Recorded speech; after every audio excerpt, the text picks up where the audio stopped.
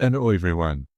Today we are going to set up the 100 projects repository locally.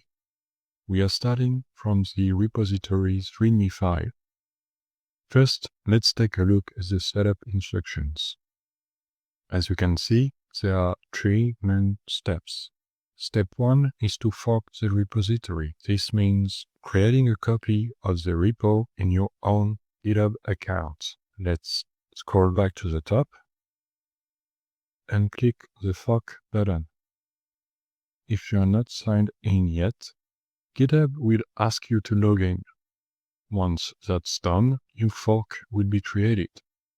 That's it. Step 1 is complete. Now, if you don't want to create a GitHub account right now, there is a quick alternative. Just click the code button and select Download Zip. This will download the whole repository to your computer. You can unzip it and start exploring the files right away. No extra tools or setup required. If you go this route, feel free to skip the next step. If you did create a fork, the next thing you need to do is clone it to your local machine.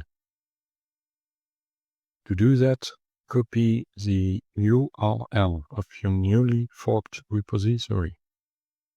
You will also need Git installed. It's a version control system that's essential for every professional developer. Just upload the version for your operating system and install it. Now, open your terminal.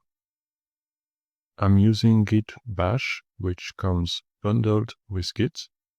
I will navigate to the folder where I want to clone the repo. Let's say cd downloads and hit enter. Here is where the magic happens. I will type git clone, then paste in the repo URL I just copied. Press enter, and Git will download the entire project to your machine. Once that's done, I can cd into the newly created folder, and well, that's step 2 completed. Next, you will need a code editor. If you don't have one already, download Visual Studio Code. Click Download and pick the version for your operating system, Windows, macOS, or Linux. Once installed, go back to your terminal. Make sure you are still inside the repo folder and type code followed by a space and a dot. This command opens the current folder in Visual Studio Code. On the left, you will see all the projects folders. Let's go back to the README to finish the setup. Step 3 is already done. Now on to step 4, setting up a local development server. For this, we will install the live server extension. In VS Code, click the Extensions tab on the sidebar, then search for Live Server. It should be the first result. I already have it installed, but if you don't, just click Install. Once that's done, open any project subfolder.